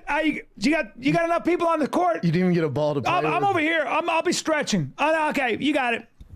I'm going to go home. I'm going to throw a ball against a wall if that's cool. I'll throw a ball against anybody who wants to come see me throw a ball against a wall. You know, you go ahead. Yeah, I think it's a number of things, though. It's like, let's think who's on there. So you said blew up after COVID. So it's called good. No, it's good. Let me just think about this. After So it's like 2019. It's like Tony Hinchcliffe, right? He's been grinding for a hot second. Well deserved. A lot of these guys, it's like their time. So their time. Yeah. So it would have happened. By the way, I love how he keeps saying well deserved, and they keep trying to stress and not hating. I think in their case, and I've said it before, I think in their case, they're allowed to be jealous. They're allowed to think that they should have the thing the other person should have, especially considering how early they've been around. Some of these podcasts they're mentioning, they started way after them and they've lapped them. Do you know what I mean? They've kind of outdone their success tenfold. So I think it's a natural emotion to feel a little bit of like jealousy and envy, because you were the fucking, you know, the forefathers of this shit. You were in it at the very beginning when it was super young, when no one really knew what was going on and the money was plentiful. So you should maybe be feeling a bit aggrieved that you're not still there. But like I said, you had your time in the sun. Like, just sit down and let other people do it. But this, you know, they're not. So you're gonna keep feeling this way. Take COVID out of it. Eventually it's gonna happen. Like Things were good. When guys are so talented and good, it's gonna happen regardless. It's just some take longer. Yeah. So it's like it's just a little for bit Tony. It's like now it's his time. Yes. Like, we had the torch for quite some time. Yes. My mom. I wouldn't say they had the torch. They were just the only ones around, to be honest. There's a lot of over-egging their importance. They were just there at the time. It was perfect timing. Rogan was there. They were there. They got friendly. And then obviously, you know, the moment Rogan could have other friends, he ditched them, of course. But it was just timing. And they had a long time in the sun. They had a long time to spend making their name in comedy, you know, enjoying the trappings of having the whole of LA open up in the palm of their hands. Because can you imagine how they used to walk around LA, knowing that they were Rogan's boys? Can you imagine how different LA was for them back then? The whole place opened up to them. Do you know what I mean? Places that you probably could never go to, tables at restaurants that never are fucking available, you know, invitations to things like, and then suddenly he leaves and it all just shuts off, especially off the back of the allegations. It gets even worse with that as well. But it's like, what? I don't know. What more do you want? Momentum though. My momentum in 2019 was fucking on the Daddy was finally upswing. red hot. Well, I was so busy. I had sold a show. I was doing another show. I was on 2 TV shows. My problem was I didn't know what to do with my, for real. I was like, I was going to be on 2 shows. Yep. And then one of which was like the most popular show on ABC. And then I was. Oh yeah. He had that show with Netflix, isn't it? Brian and Crystalia had a show signed up for Netflix in the midst of them getting cancelled. Oh yeah, I remember that. They had some deal with Netflix. I don't know what was it for. I think it might be like a prank show or something. They had a show that they were going to do together for Netflix, and obviously the deal got pulled the moment Chris got accused of, you know, diddling and Brian got accused of rape. I remember the last show I did at the Palm Beach Improv I sold so many tickets. They were going to add another show. Yeah. I was selling out in Denver before the wheels hit the tarmac. It was finally that. Yeah. And that's all. It was just a little bit. And then COVID and not being able to do the podcast, a lot of stuff like that. So, a lot of things. Why don't you mention the other thing? The big elephant in the room. The sexual assault harassment allegations and the grape. To this day, I still can't for the life of me work out why he didn't defend himself. And the main reason why he didn't defend himself, I'm thinking, is because he was guilty. But if you get accused of what he got accused of, with Brian's career being so shit and being so up and down, I would have fought tooth and nail to clear my name. Because this is not some guy that has loads of gigs and is always booked and busy and super in demand and they can just turn a blind eye and ignore. This is a fairly, I don't know what you'd call him, Z-list, D-list celebrity person. This type of thing can leave a stain on your career forever. So the fact that he never defended himself or never kind of offered up an explanation as to why those people would have said what they said about him is wild, especially when you think about it in the terms of the main grape allegation, the main grape accuser was an ex-girlfriend. So I could see a scenario, again, it's not to excuse what he did, so don't get crazy, but I could see a scenario where you could explain why that person lied or what actually happened by saying, oh, we're into some really kinky shit because, Brian's spoken in length, or not at length, Brian's spoken a lot over the years about, grape jokes and stuff. He clearly has a kink for it. So if that's the case, you could easily explain that to be part of the reasoning why that person maybe said what they said. But the fact that he didn't say it maybe is, again, points to the fact that maybe those things did happen and that's what fucked him more than anything. Because, again, he's not famous enough to turn a blind eye to these misgivings. He's not a talented enough, actor like a Kevin Spacey. People were going to make, exceptions. A lot of things go on in life, and it just reminds me of loss. No, it reminds me of loss, and it reminds me of and I lose all the energy. Now, do you want to take my body? Do you want to take a cold hand to Chin Sonata's face or bring up Netflix, or did I bring it up? No, but that's not I think their I brought fault. it up. I'm glad we brought it up. No, I It's not shouldn't their have fault. brought it up. You gotta live your life. What are you gonna do? Don't bring up certain things because I'm sensitive. Fuck off. I love how they're saying this. This is nice thing that Brian's saying about, no, you bring up whatever you want to. It doesn't matter if I'm sensitive, but they can't do that to Brendan. Brendan's most sensitive. But what are you guys saying in the chat here? Maybe he stayed quiet because more people would come up if he piped up. Yeah, I still don't think it's good enough. Like, again, I know my T-Fat K-Law quite well back then because that's when I was still listening to it actively. The stuff after is a bit patchy, but I remember back then, like, the running joke was that Brian never got callbacks for his auditions ever. And then suddenly something clicked and it had to correspond with the time when the podcast was really booming. And then suddenly he started getting callbacks and recommended for things, blah, blah, blah, blah. I think when that momentum happens, you know it as a creative or as an actor. You know when that momentum hits, and you just have to ride it until the wheels fall off. But you can't take your foot off the pedal. And obviously, Brian didn't willfully take his foot off the pedal. The foot got removed because of the allegation. So if I was him, I would have fought tooth and nail because you know how long it's taking you to get where you've gotten to. So I would have done just because of that, if that was me. But again, what do I know? Off, like that's just the way it is, and I will tank a podcast. That's all. I will tank. Well, no, that's what I'm saying. We can't bring that. Yeah, he defends himself, but he doesn't really say much. He doesn't really offer an explanation of why, a counter argument. I know the video talking about Shades Cow. He doesn't really say much. Like, it's not really a defense. Oh, I didn't do it. Trust me, bro. That's not really a good defense to somebody saying you raped them, another girl saying you chased them around the fucking American Apparel store. You sound fucking wild. So he should have been a bit more steadfast and cleared it immediately and then gone from there. Maybe the big misstep anyway, to be fair, thinking of it really and truly, maybe it's not even the allegations. Maybe the biggest misstep, thinking about it now, right, was crying in front of camera about the Crystalia shit. Maybe that's why I'm looking at it the wrong way. Maybe that was the biggest mistake because that made you look like that made you look awful because you look like a shitty friend, number one. Even if he did what he did, it's like, what the fuck are you doing? You didn't even call him and you're already on camera trying to protect yourself. Then obviously you're throwing him under the bus by saying you never knew him and you want friends and distance yourself and shit to save your own skin. That's extra gross. And then you're just bringing attention to it because no one with a sensible brain is ever going to believe these two guys when they say they didn't know anything, right? No one believes them. So the fact that she came out and said it is like, oh, I don't know, man. I don't know.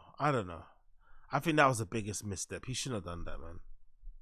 Stuff up if you're gonna be sad pants because I'm a little soggy diapers. Yeah, and you got to call me out on it. Yeah. But by the way, we've had some great podcasts. Of course, yeah, this we've happens. Had some great podcasts. Yeah, it's been great. And we just got to do a few trigger words. Few trigger words. And we just got to avoid those trigger words. That's all. Got to word. No, you don't. You don't have to. I'm not fucking. You don't have to walk on eggshells. Yeah, just don't bring up other comics.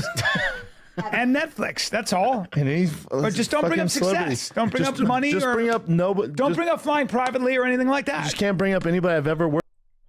And I don't know. I don't like the tone of this stuff because it's like he still has a really decent career. Like, I can't think about again, and not to even bring the white privilege stuff into it because that's some nonsense, really. But you get accused of rape, you get accused of sexual harassment and shit.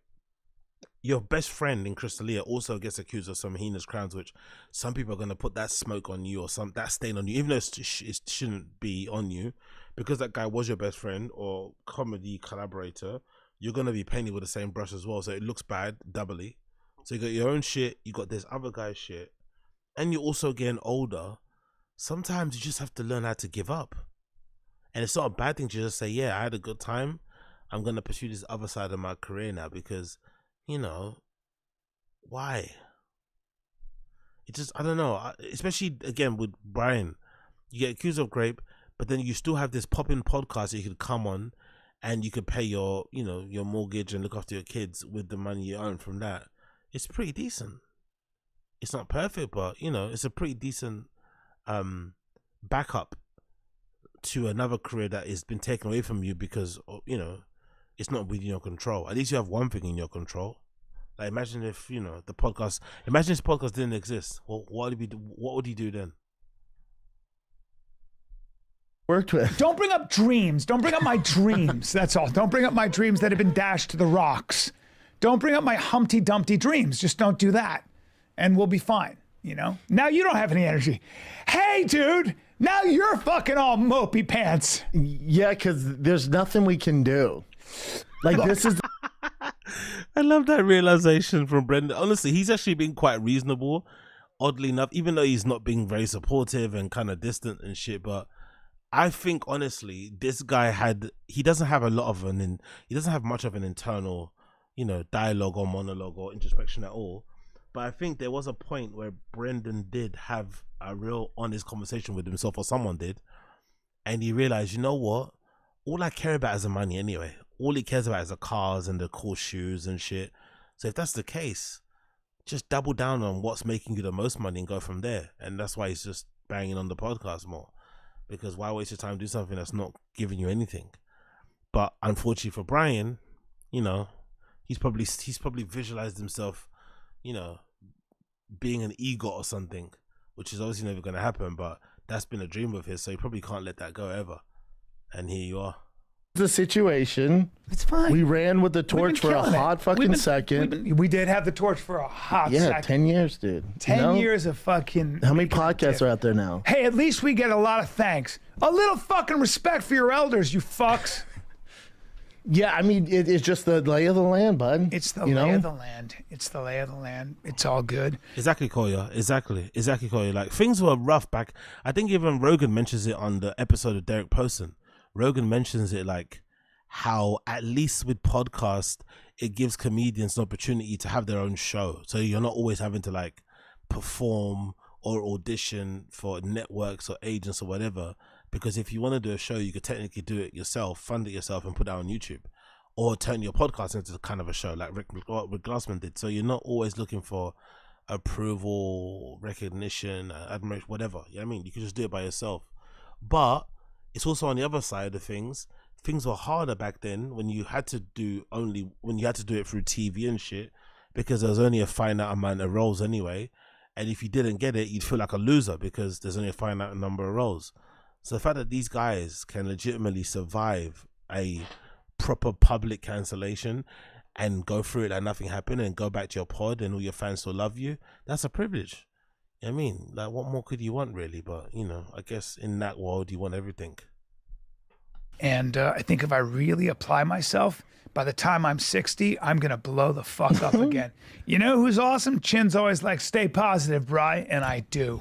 And I do. Chin, we never thought we'd be here. We could have used that an hour ago. We never thought we'd be here. We could have used that energy an hour ago. The comeback is real, guys. The comeback is real. There's not going to be a comeback. It's too late.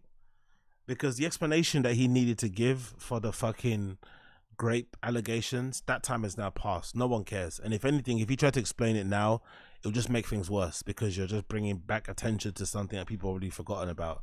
The time for him to explain it would have been back then. If he would have explained it back then, I swear to God, I think his career would be a lot better than what it is now.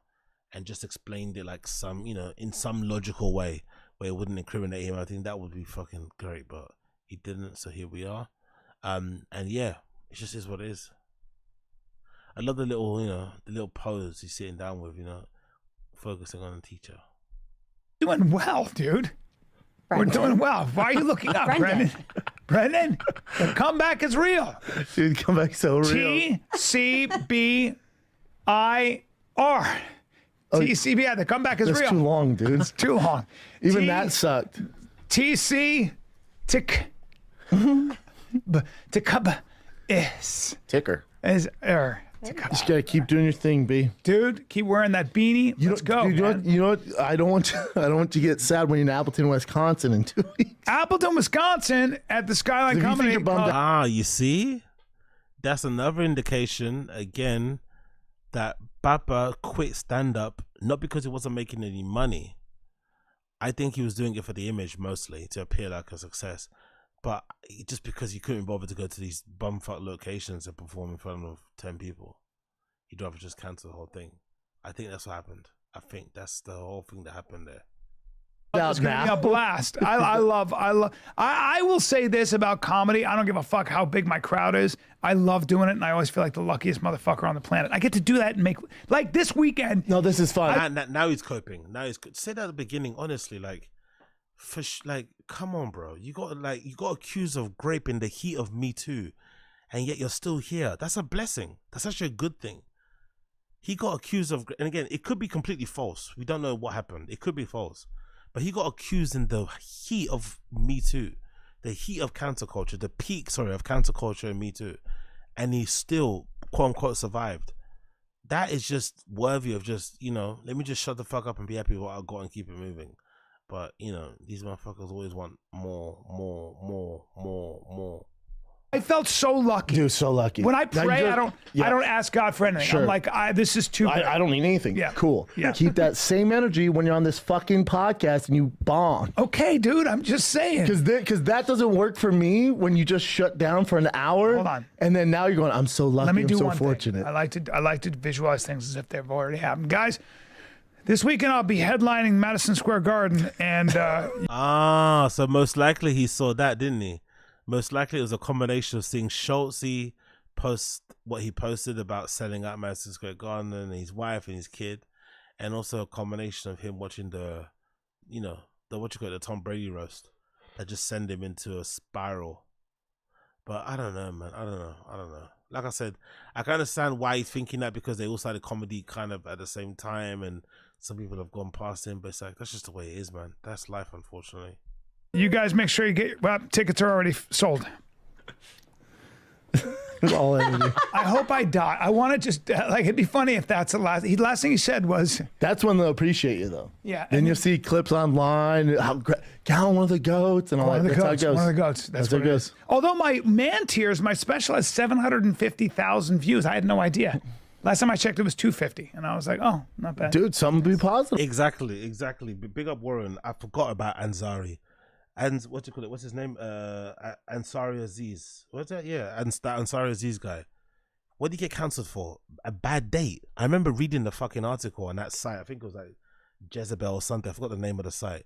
And some of that girl wrote the account. It's like he had a bad date technically, or like a clumsy date, and he got cancelled for having basically no riz, no game, and being awkward and shit and whatever.